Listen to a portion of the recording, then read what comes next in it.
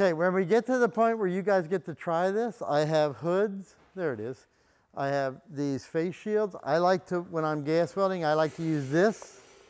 This is a number 3 lens. That's the darkness of it on a headgear. So if you wear glasses, if you don't wear glasses, if you wear contacts, this fits everybody every way. And the other nice thing too is, I don't know if you've noticed, but these lovely devices, when you wear glasses and you exhale, what happens? Fog, you know? So this solves that pretty easily, okay? They have a ratchet adjustment on the back that will allow them to fit you to your head. In COVID times, we spray these a little bit with like Lysol disinfectant just to keep them clean and clear, okay? We have all kind of hoods over here, you know? And we keep gloves over here and all kinds of stuff. So you don't have to rush out and buy this thing. Again, if you really fall in love with this, you're gonna own one of these. See what Eric's waving around back there? That's the disinfectant you can use on there. You don't wanna spray that on that and then put it right on your head. That's what you use after you're done with it, okay? And we regularly will go through and wipe these down anyway to maintain it just because people use them. You want a good pair of gloves when you're gas welding. The ones I start with are these. These are available in Home Depot, Lowe's, almost any place. Walmart, I've seen them at. They are a canvas back with a leather palm. The big problem for these, if you have really small hands, is I've never seen these in small sizes. Online, I've bought them a few times. For me, these gloves are a little bit small unless I can find an extra, extra large, because I have really big hands. But they work great. And the other thing, they're about $3 a pair, $4 a pair. So they're good and cheap. They're easy to use. Very common work glove. The next level up are gloves like this, which are thinner leather. These are pigskin or deerskin usually. Here's 2 examples of them, okay? They're very comfortable to wear. They tend to run $8 or $9 a pair. And they don't offer as much heat protection as the leather palm does, but you have more dexterity. So again, depends what kind of work you're doing. The nice thing about these too is you can get them in small or extra small. Hold your hands up. See, your hands are not tiny, but they're pretty small, you know? You got a pretty good size hand, you got a big hand. So it is really important, if you're gonna do this much, to get gloves that fit, because that really makes this whole process so much more easily. But again, I would start by using what we have. I generally keep some small gloves in my office. So if I'm not here, you can ask Eric. Just because they haven't been used yet, these are, you know, I'm not saving these for demos. You know, Eric can get you in there and get gloves, and he can look for whatever size fits you best, okay? The more thinner leather, you can see we have a whole pile of these. This is a full gauntlet leather welding glove. You can see that this glove is a thicker, heavier leather. It comes up on the wrist. Usually what you do is you put your shirt sleeve over it so the metal can't get into there. But this glove is much harder for as far as dexterity. As you use them and they get hot, the leather gets stiff, okay? But these run from $10 to $30 a pair. And they really are necessary if you're using the electric arc welders, things like that. But like I said, we keep pairs and pairs of them. These gloves I show you more as a joke. Somebody who knows me well gave me these gloves. These gloves are like $80 a pair. As you can see, they're very clean because I'm not using no $80 gloves. They get torn up. And they're ungodly uncomfortable. These are gloves that are designed for pipeline welding. So if you're welding over your head inside a pipe, you really got to cover yourself and armor up really good. So they're kind of a joke. But I had somebody last year went and found them online and bought a pair because they thought they were so cool. They bought them for their Halloween costume, okay, not for actually welding, okay? So those are the 2 most essential. We already talked about good footwear. If you're wearing clothes that have fringes on them, you just have the perfect, you shouldn't weld today, clothes on. Those jeans, see a little string coming off there? That stuff burns really easy. So again, I weld with that kind of stuff. I weld with old ratty jeans on all the time. They have rips and tears. And every once in a while, I catch them on fire a little bit. Jeans don't burn very well, you know. So If you're in here and you're welding, a couple of you welding, if you see somebody else, a little spark catches on it, it's like, hey, you're on fire, you know. Don't take off running because you're on fire. You got those gloves on, just pat it out, okay? Or somebody else can pat it out, depending on what part's on fire. You know, these days I'd be real careful about patting out the wrong thing. We have an emergency shower back there, and it is for an emergency. If you really get yourself burning and you can't get out, get over there and pull that handle and away it drains. Don't test it out because those things don't get used very often. Oftentimes once you trigger them, we have to go back and have the facilities fix them because the valves don't seal again. So we're all set up properly in here. You don't have to worry about everything else in here catching on fire. It's a concrete steel environment. So it's designed, this building was designed to have a welding shop in it, and this is it, okay? So you're safe here about this. When you're in here working with steel, which is the metal we use the most, we do a little bronze and some aluminum now and then. Every piece of steel you touch, assume that it is hot. So take your time and check it before you grab it, because it can look exactly like this and be 500 degrees. It can look exactly like this and be nice and cool like it is today. So do check that. Those are the most common mistakes made, okay? All right? Beware of hoodie cords, dangling jewelry, all of that stuff. Gold and copper and silver transmit heat very quickly. So if you're wearing a necklace and that torch gets it, two things gonna happen. That torch is gonna melt that necklace instantly, okay? And then if it's something you really love and value, you're gonna have to go get it repaired. I had a student one year who had a really nice gold chain on.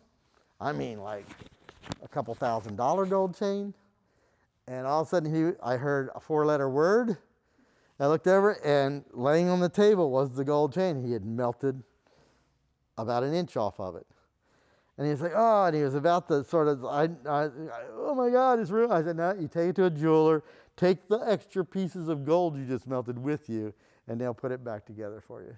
And I don't know what it cost them, so, okay. So again, take notes on this.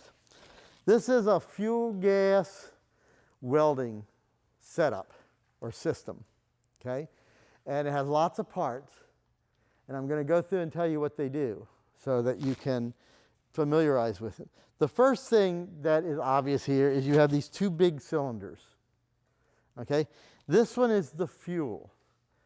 And in our case, we always use acetylene. More rarely, you will find people who are using propane, butane, or methane.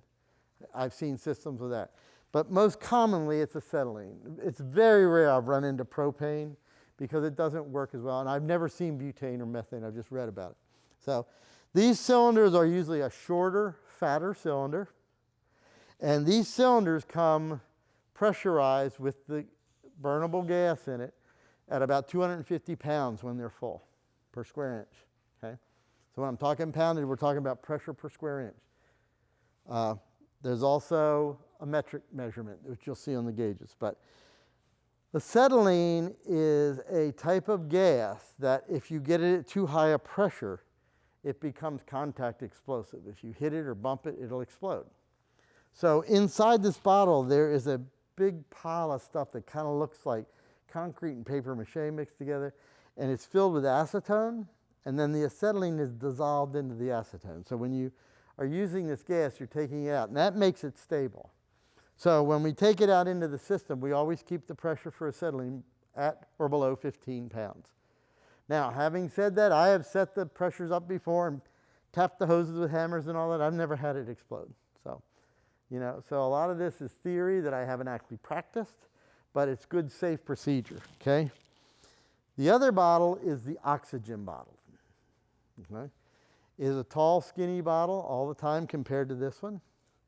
Oxygen cylinders are high pressure cylinders, okay? When these are full, they come in at about 2,500 pounds per pressure, or 10 times as much pressure as the 250 that puts in these, okay? They are all, I mean, you can look at the shape and size of a bottle and know these are high pressure cylinders. If they're that shape and size, you assume they're high pressure cylinders, okay? Most commonly, acetylene and oxygen bottles are color coded. Oxygen, I've never seen them any other color than green. I have been told by people they've seen them in blue before. Acetylene cylinders are almost always black, gray, or red, okay? These are not governed by law, but the industry practice of making oxygen green is what they do. This is not medical grade oxygen. This is oxygen that's industrial grade. So this is not the stuff to breathe, okay? And although it's pretty pure, okay? But because it's not sold as medical grade oxygen, there can be trace amounts of contaminants in it. So I have seen people come in and hose themselves off with oxygen when they need to wake up and all that. That's not really what you should do. This is a flammable gas, okay? It will burn. This is not. This is an oxidizer. This will make everything burn. I mean, if you light a torch up and you get oxygen on it and you put it on a brick, the brick will start to burn. And what we're doing is using this very high temperature flame and the oxygen assist to melt, fuse, and cut this metal. So it is not explosive in itself. I mean, oxygen doesn't do much except cause everything else to do a lot. So what's more dangerous? A lot of people, oh, it's got to be the one that can explode. Well, that is some danger. This bottle is more dangerous than this bottle because of its pressure. If this bottle falls over and that valve breaks off, this bottle is going to take off like a rocket. I told you this. That valve, I've seen this happen twice. That valve, when it knocks off, will go through a building like this. Go completely through it. That's why we always keep them on these carts and they're chained in so that they can't fall over. Don't use a hammer beating on this thing. And I've seen it. I don't know why. I saw somebody who was working on a piece of steel. They had a hot piece of steel, and they decided they were going to shape it over this part of the bottle. And I was like, whoa, no, we buy anvils and stuff for that. You know, so you don't want to heat these bottles, weld these bottles, drill holes in these bottles, pound on these bottles. Treat them for what they are. They're just the containers for the gas, okay? If things aren't working, the answer to everything is you go get Eric, or you ask me, or you ask the monitor. If the monitor doesn't know what to do with it, they're going to tell you. We're going to have to wait till Eric or Greg gets over here, right? So, okay, those are the bottles. Everybody understand what the bottles do? Cylinders is the other term for them. I hate this fogging around the mask. I'm going to switch masks because this one keeps dropping. I'm going to go to the double mask system. Highly fashionable these days.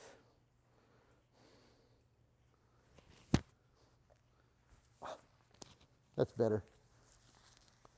Fits a little tighter. I've never had to demo in a mask before. Okay, so the next thing to know about the system are these valves. Each bottle has a valve on it. Okay, the valve is that device that turns on the gas and turns off the gas. Real simple. It's like a water hose valve. Okay, the valves are normal standard threads, so they will close one way and open the other way. Okay. If you're like a lot of artists and a tad dyslexic, you're like, I can never remember which way I turn these. On the top of all these valves, there's a sign that says open or close and a little arrow. So if you get yourself confused of which way you're turning it on or off, just read the instructions. Then you go into this device, and this is the device that confuses people the most in this welding style. This is the regulator. And you can see that they come in different shapes and sizes. The one shown in your handout is probably the most common, like this one. This is a different arrangement, but they all work the same. So the regulator connects to the valve, and then on the other side of the regulator, the hoses connect to it. This is the device that takes the pressure that's in the bottle and reduces it to the working pressure in the hose. You can make a note of this. We have a standard pressure that we have everybody start with, so they learn how to use the regulators. That works for almost all kinds of welding. You want to set the pressure for the oxygen side at 40, and you want to set the pressure on the acetylene side between 8 and 10.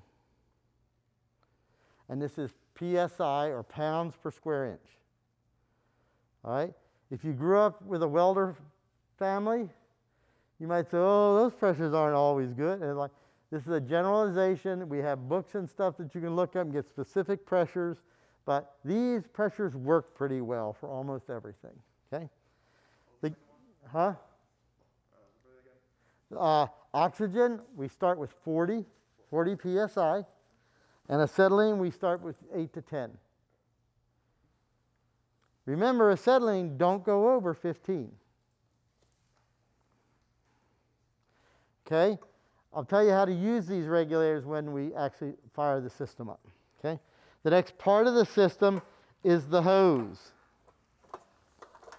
This is another thing. There's great myths about the hose. And I don't know why, but I've never seen an oxyacetylene hose that wasn't all tangled up. I like to keep them nice and untangled. No knots, no lots, so the gas flows through them comfortably.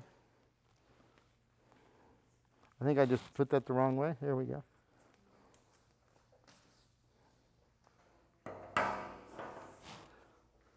You want to make sure your hose is spread out so you're not standing on it.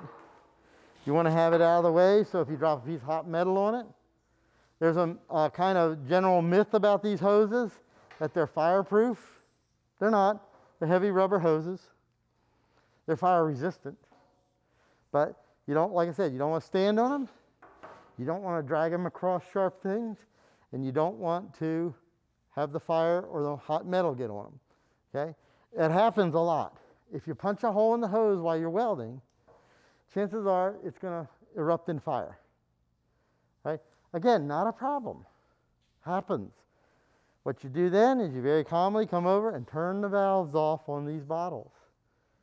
And that's going to put fire. Cut the fuel off, cut the oxygen off, it's going to go out. Okay? What usually happens is you all run in terror, screaming, Eric, Eric, Eric, and Eric goes like, oh no, and comes in and turns off. I've only seen it happen once in 43 years of teaching. Okay? It was pretty exciting when it happened. And I couldn't stop laughing because man, that class ran out of there like the atomic bomb just went off. And I was like, okay, could somebody please use your head? So you got to stay calm, okay? Part of that is it doesn't happen very often because if you're standing on your hoses and you're about to cut a piece of steel and it's spraying the sparks down on the hoses, we're going to tell you, whoa, whoa, stop, put that hose out away. So we have plenty of room in here for this, okay? Then it goes, the next part of the system is the handle. This is all in your handout, okay? The handle has 2 valves on it. This side of the hoses, which is the red side, is for fuel.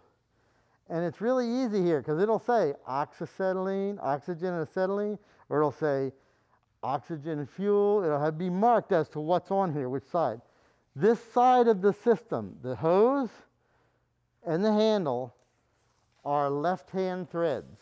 So normally a normal threaded connection, you would turn it counterclockwise, or clockwise, excuse me, to tighten it down, and counterclockwise to loosen it. This is a left-hand thread, it's opposite. You turn it this way to tighten it, and this way to loosen it, okay? The other side of the handle is the oxygen side. This side is right-hand threads, or what we would call normal way threads. You turn it clockwise to tighten it, and counterclockwise to loosen it. So they're opposites. I would say it's impossible to put this one here and this one here.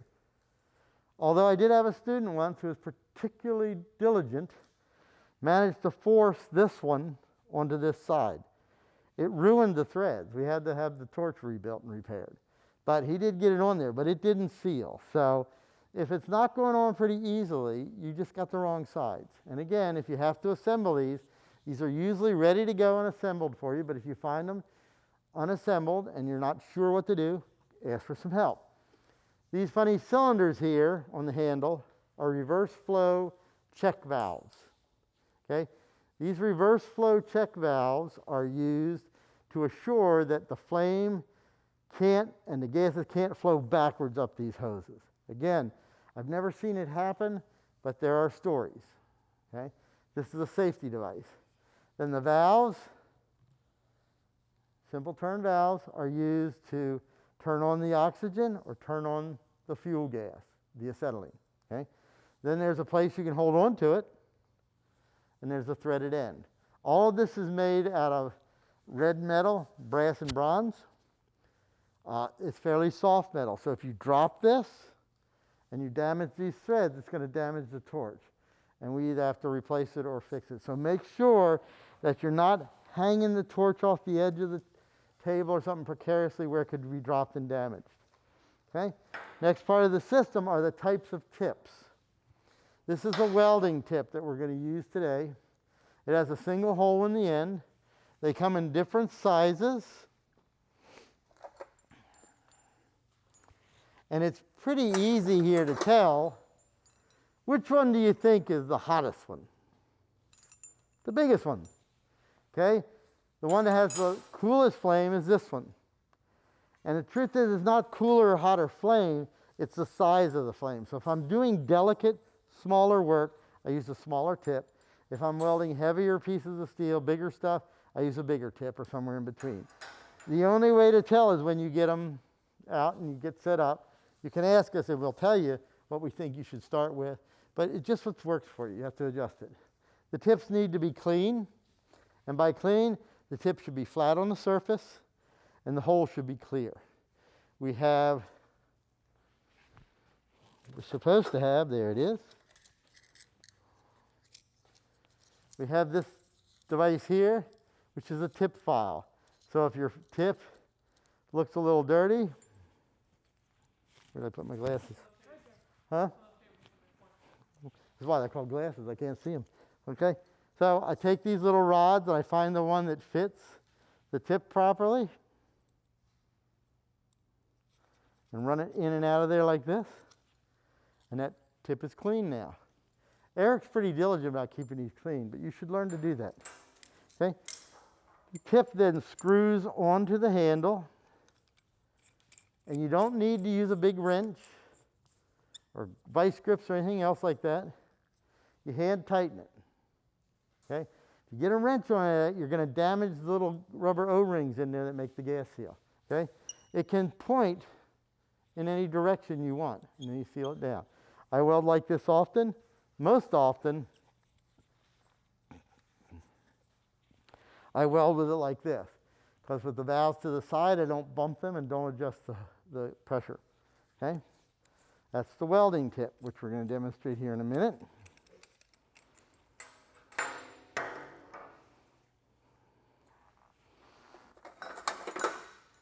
This is the rosebud tip, and you can see it has many holes in it. And this is in your handout. Those many holes make many little hot flames. This is the tip we use to heat metal very quickly so we can bend and shape it. Okay? Goes on just like the welding tip. This is the cutting tip. So you can see it has a larger hole in the center and a ring of little holes around the outside. The ring holes outside are the heaters, the preheaters. The hole in the center is where a jet of oxygen will come out. Goes on just like the other tips. It's a little more awkward to screw on because it's a bigger, heavier tip, so be careful not to drop it. Same thing, orient it the way you like. I like it like this, because again, the valves are on one side and they're not getting bumped by my hands, okay? This tip is the one that confuses a lot of people because it's got two valves on it. One is an adjustment valve here. Two is this lever. This valve right here adjusts the oxygen that goes to the little tips, the little holes in that tip, okay? This lever right here opens up for a jet of oxygen to go through that center hole, okay? So when cutting, I use this to heat, and when it gets hot enough, then I push this down and allow me to move the torch through the metal, okay? We'll show this to you, okay? So let's talk about proper way to start using the system. Any question about the parts and the function before I go on to that? Nothing? Genius class. I love it. Okay? All right? Is that a question brewing? Or are you just stretching that wrist? All right, all right. So now, how do you use this thing? The first thing you do when you come in here to use this welding system, which takes just a second or two, take a look at it and make sure nothing looks wrong. Okay?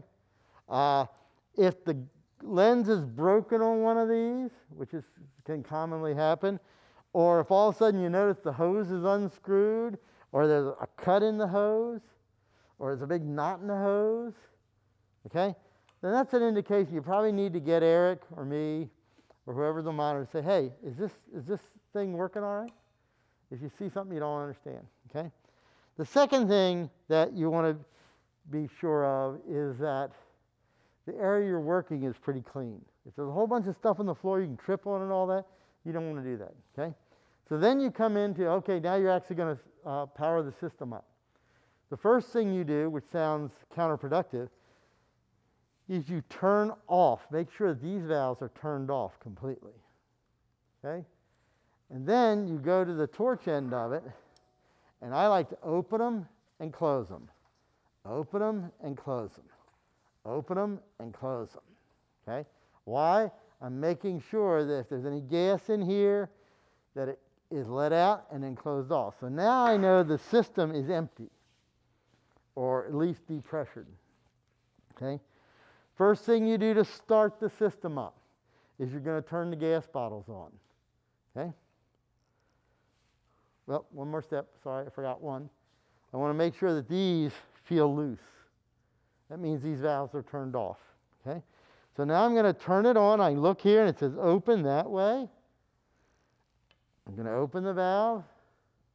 And I'm going to go 1, 2, 3. That's a turn and a half. That's all you need on the acetylene side. Oxygen, I'm going to open this valve slowly. Okay, there's much higher pressure. And I'm going to open this valve all the way up. High pressure cylinders, if the valve is all the way closed, it seals. If it's all the way open, it seals. In between, it leaks. Okay? And the oxygen is fairly expensive, so we don't want to waste it. Okay? It doesn't make it a super hazard. Okay? Now, the next step is you have to adjust the regulator. So what pressure did we want on oxygen? 40. 40 what? PSI, pounds per square inch. So I'm looking on here, and you can come up and look at these when you want, but there's usually PSI on one side and KPA on the other. What does KPA stand for? We just didn't do metric here in this country, did we? Kilos per atmosphere, okay? Most people don't know that. The only trouble is if you go to Germany, which I was in Germany once, I had to use one of these. Well, the gauges looked different because everything was in KPA. Now suddenly I was like, oh man, I got to find a cheat sheet to know what PSI is to KPA. And fortunately, almost all Germans know that. I don't know why. They all speak English, they all speak German, they all know English measurement, and they all know metric measurement in pressure. They can't do inches to save their lives, but they can do PSI. So I'm going to turn this valve clockwise, carefully, and I'm going to watch. That needle's starting to move, right? Okay.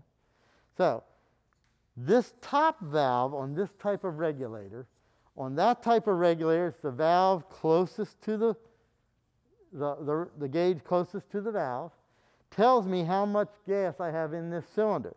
So looking at this, I have about 500 pounds in this cylinder. So this cylinder is about a quarter full, which is a lot, okay? Now I'm going here,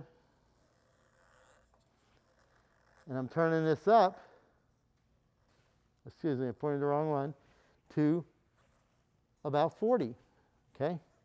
To check that that's the right adjustment, I'm going to go over here, and I'm going to open the oxygen valve. And I'm going to watch that. It's a little high. And adjust it. So now it's going to sit at 40. When I let go of the torch, it's going to cause that needle to bounce up a little bit. It's kind of like a balloon. It's pressurizing the system. So that regulator is adjusted. Everybody understand that? This is the thing that just confounds everybody using these regulators. I don't know why, but it does. Okay, acetylene, same thing. I got it open. We got about 125 pounds in this cylinder, so it's about half full, which is great. Down here, I'm going to adjust it to what poundage? 8 to 10. Bingo. Okay, 8 to 10. Then I can open the gas valve.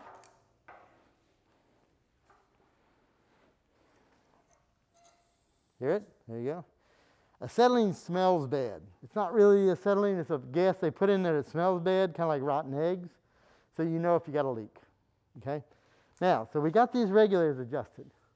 Let's say you come in and they're a little bit screwed up. And you go, okay, I got to fix this. So I'm going to, let's see, I'm going to turn this a little bit. And like, oh, that went the wrong direction. I don't want to do that. And then you turn it this way and go, it's not going anywhere. Then you come back and go, uh-oh, man, I'm getting right close to 15 pounds. I better let some gas off. It's not going anywhere. And then you go again, you're like, ah, I'm in the red. You turn it back, it's still not going anywhere. I come in and find these like this sometime. What's happened? Why can't you turn that pressure down? This is like a balloon. You got to let the gas out. Okay? Watch now. Goes down, goes up. Get it back to where we want it. Close it. Okay? So again, what people misunderstand about this is if it's closed, the system's going to go to the pressure that's in the bottles eventually. Okay? Now, you see, we've all gone to the danger zone. We had 17 pounds of acetylene. We're all still alive, right? Okay? Smell that? That's the acetylene. Okay? So it's not so dangerous you have to be terrified of it. You want to be conscious of it. Okay? So I don't burn the mic lead. Okay? So we're adjusted now. So the gas is in the hoses all the way down to the torch. What I like to do is I open the oxygen side valve till I hear a hiss. Do that. Open the fuel side till I hear a hiss. Great. I know that the whole system's charged now.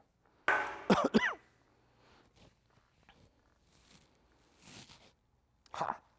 The first thing that's not on the rig, a striker.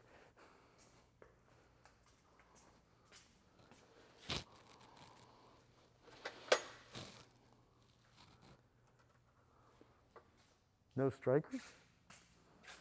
Here's one.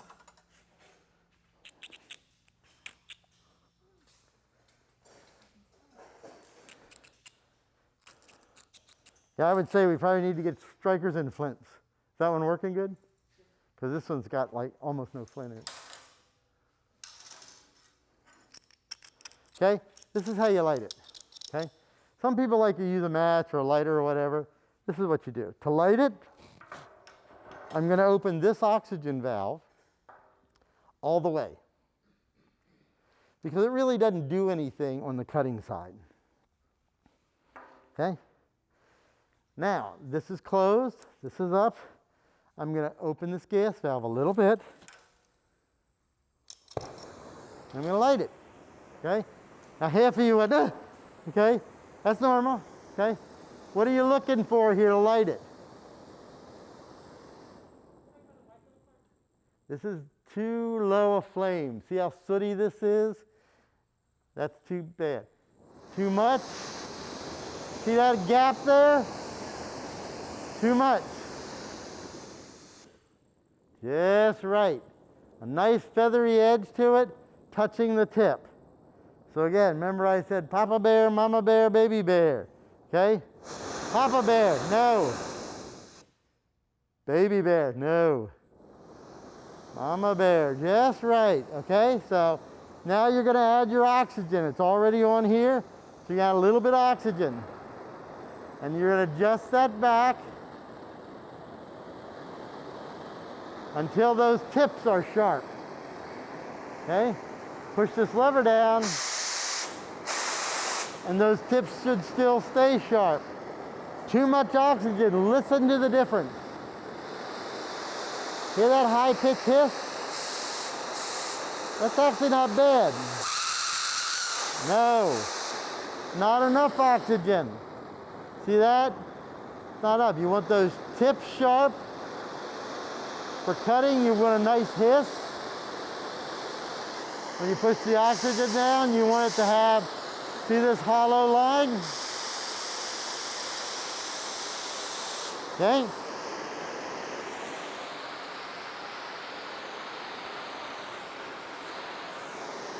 You got a thick piece of steel?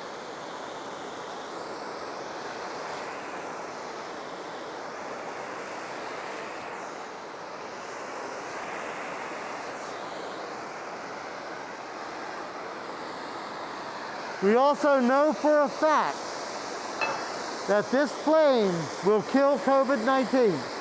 Okay, so look how thick that steel is. If you had to cut this with a hacksaw, it'd be terrible. I'm gonna cut this.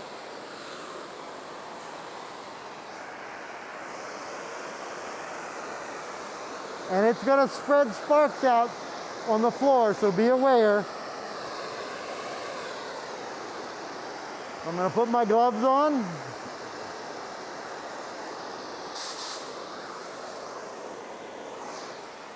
And my face shield on.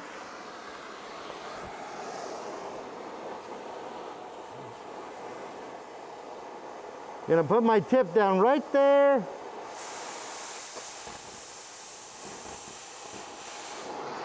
Bingo. Okay? You want to watch that little piece of metal real hot, because that'll burn a hole in the hose. But look how easy that was to cut. The other thing that's great about this cutting tip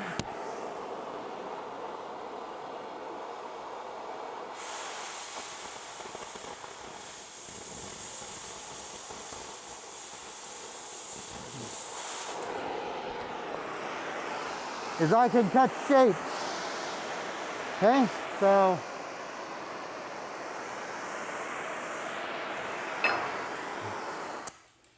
I'm going to turn the gas off, then the oxygen off to shut the torch off. Okay, this is something you can try today. We can chisel away at this. Okay, that's the cutting tip. All right, now to change the tip, you don't necessarily have to turn the whole system off. You just have to turn the handle valves off. So I want to turn this oxygen off. I want to turn this oxygen off. I'm going to take the tip off.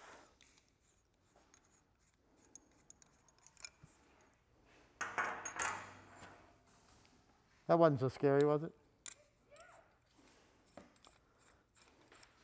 You don't like fire. This may not be your game then, but that's all right. Okay, I've now put the welding tip on.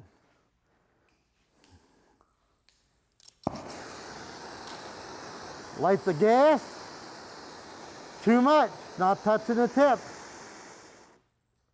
Too little, it's too lazy and sooty. Just right. Okay, a little bit of a feather on it, it's touching the tip. Now I'm going to add the oxygen.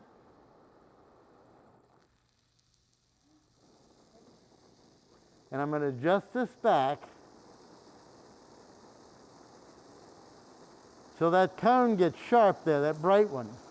I also want a little bit of a third or a middle flame there.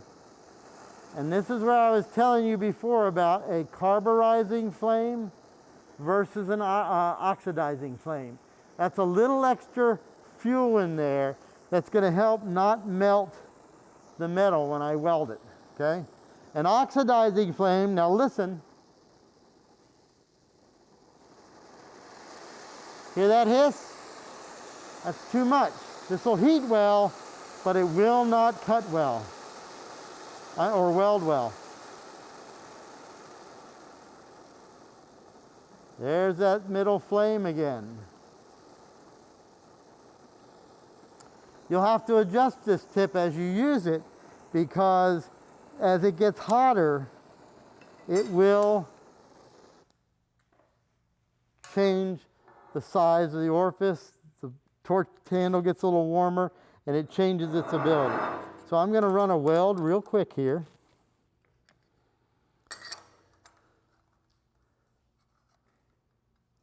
This is the first thing, if you want to learn how to do this, that you figure out how to do, is weld a straight line here like this. So let me go ahead and light it one more time.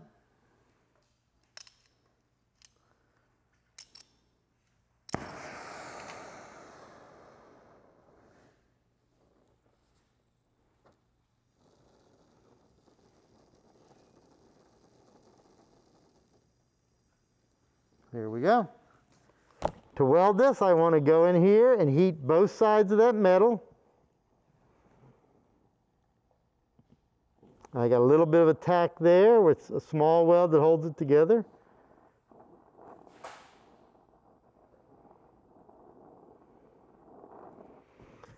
There.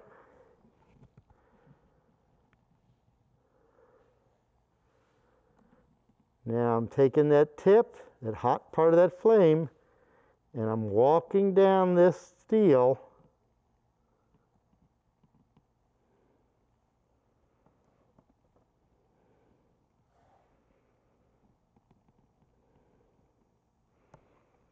and I'm really watching that little tiny molten puddle of metal.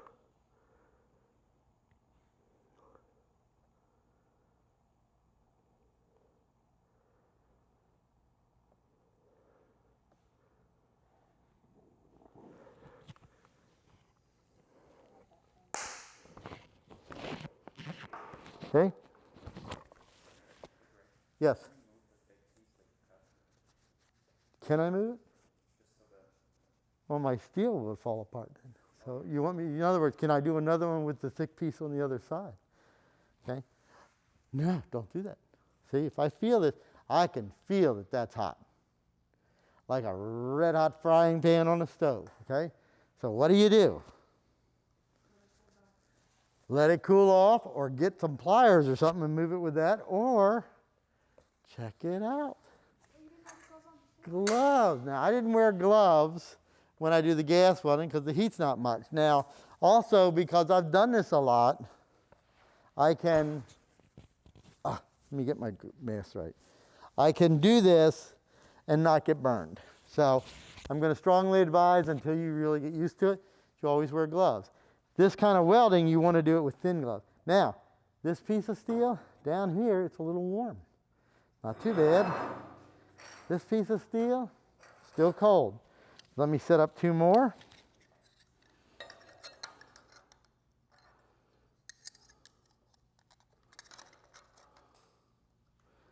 I just put that under there and that'll hold it for me.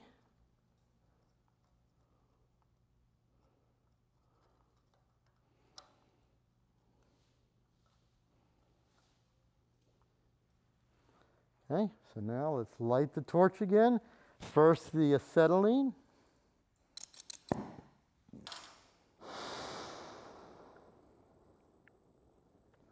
Looking good. Oxygen.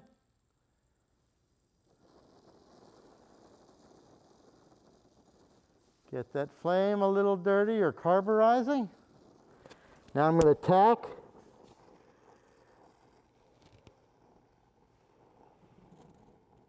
Got that in.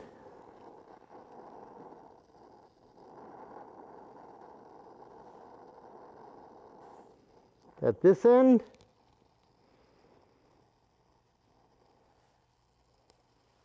Now I'm going to walk that flame.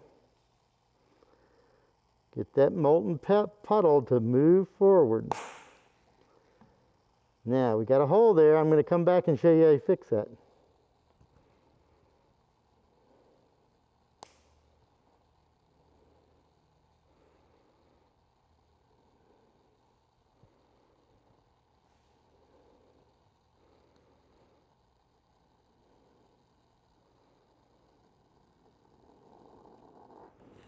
Okay, now we got that little hole.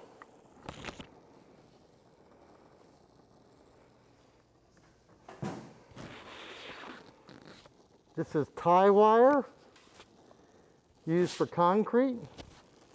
We keep it around here because it makes a great welding wire to fill this in. You can also buy welding wire. There's that little hole. I'm going to heat that up.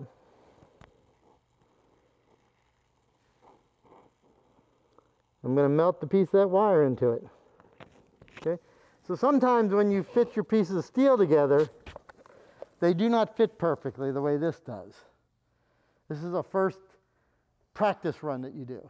But if you got holes and gaps, you can weld a little bit, heat it up, tap it together with a hammer, or use that welding wire to fill it. So there are two examples of just running a straight weld on fairly thin metal. Yes, Emma? Why does it make that loud noise?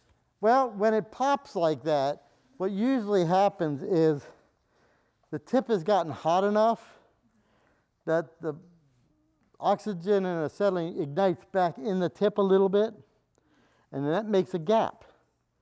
So it pops when it relights. So, and you got to get used to it. Those bangs and pops are part of this, okay? They're not necessarily dangerous. This tip right here, the rosebud tip, can make a big bang. Sound like a shotgun going off. And that usually scares the bejeevers out of people. So, you know, but it's just used. And I'm not going to demo this tip right now, just until somebody needs to bend something heavy or hot or shape it like on an anvil, then we'll work with this. So that's how you use this system. Who's got questions? Okay, this is not a requirement for you to do this. If you are genuinely terrified of this equipment, you don't have to do this. If you want to do this, then probably somebody needs to be right next to you to make sure you're doing anything right so you have confidence in it. Okay?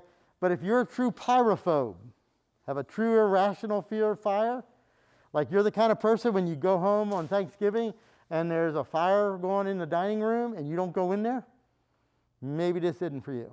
Okay? I have been doing this since I was 12 and never seriously hurt myself. The most serious accident I ever had is not paying attention. I backed my arm into a red hot, actually yellow hot piece of steel, and it branded my arm right here real quick. Okay?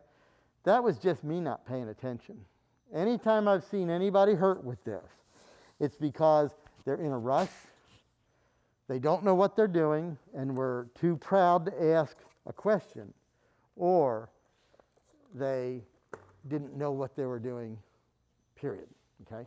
So it's rare. The equipment here, Eric is very diligent. We're all diligent about keeping up with the equipment. It's always set up as safe. I have yet to come in here and not found one. The only thing I found wrong today is there's not a striker on every one of these things. And somebody eats these for breakfast or something. I don't know why or what people do with these. Maybe they think they're a toy at night, but you know, but I guarantee you by next week we'll have strikers on all of them. So if there's something that doesn't look right, please ask. We'll make sure it is right. If it's not right, we're going to set you up on a different system. I have lots of this kind of steel here, which is here for you to use, so you don't have to go out and buy steel. If we get working in steel a little bit more, I'll talk to you a little bit about sources and places to buy it, okay, and how you buy it. It's not like you go to Home Depot. The steel they have in Home Depot is okay, but man, is it expensive. There are much better places to buy it. So, and a lot of times, for the scale of work you're going to do, I'm going to have this stuff here. So the last thing I need to show you today is how do you properly turn the system off. Okay, very important. And we do come in once in a while and people have just left them on. If this stays on overnight, the gases could leak out. They don't very often, but if they did, you could get a mixture of oxygen and acetylene here, which becomes very dangerous. So the first thing you want to do is turn the valves off completely and give them a little bit of a snug. Don't kill them, a little bit of a snug. It doesn't matter whether you turn the oxygen or the acetylene off first. You just want to make sure both of these are turned off. Okay? Once you get them turned off, you want to open the system up. There goes the oxygen. There goes the acetylene, okay? Now we know the system is empty. Next thing you want to do is you want to back this out till you feel no resistance on the handle. If you turn it back too far, it's going to fall off in your hand. So try not to do that. If something like that does happen, you know, don't freak out. Make sure if you screw it back in, you don't cross-thread it. If you're worried about cross-threading it, where it misaligns and ruins the threads, that's where you go get Eric or me and say, I just turned the valve out too long, and we go, up, let's go put it back together. No big deal, okay? All right? What's the next step? This is a step most people don't seem to be able to get. Roll the hose up, and roll the hose up nicely, okay? My grade for rolling hoses up nicely, those both get a B minus, okay? When you're rolling the hose up, make sure that the tip can't fall on the floor. So a lot of times I put it on the floor. Let me show you what rolling the hose up and getting an A looks like.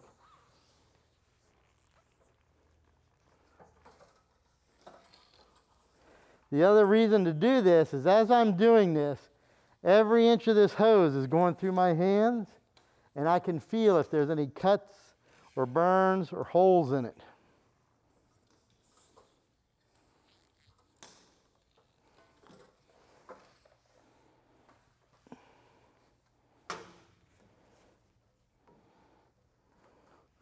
I like to take it through and then set the torch into the tray. See that? That's where the hose is put away properly. Okay? The other tips go back into the tray. Make sure they go into the tray where they can't fall out, or that they would be difficult to fall out. The tip cleaner and the striker should go into the tray. Now it's ready for the next person. In the trays, there are usually 2 of these. These are the caps that cover these valves if we have to take the cylinders off. Once you take the regulator off, the cap gets screwed on, and that protects the cylinder from the valve being broken off, okay? If the gas bottles are empty or not enough gas in them when you try to use them, I would like you to ask Eric or I to help you change these regulators so we can show you how to do it. Changing regulators are done with, did I see a wrench? Yeah. Wrenches, this is specifically for this, that have smooth jaws on them. So they fit these nuts perfectly. Don't use vice grips, pliers, pipe wrenches, or all that with teethy jaws on them, because this metal is soft, and that'll just cut the corners off the nuts. And I've seen these where they're completely round. That eventually means we got to send them out and have them fixed for about $200. Okay, so be careful with them. Questions? That's the system. Okay, that's enough for today, right? Do I need to go over again?